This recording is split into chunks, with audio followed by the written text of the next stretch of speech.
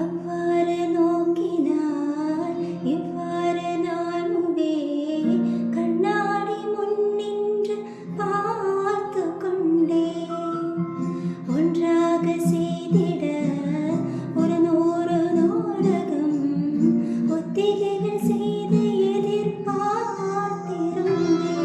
எதிர்பாராமலே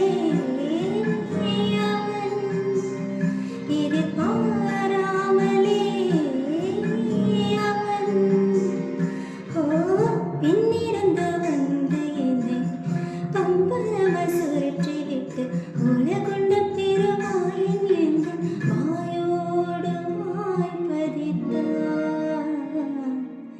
இங்கு பூலோகம் என்றொரு பொருள் உள்ளதே, இந்த பூங்கோதை மறந்தானடி.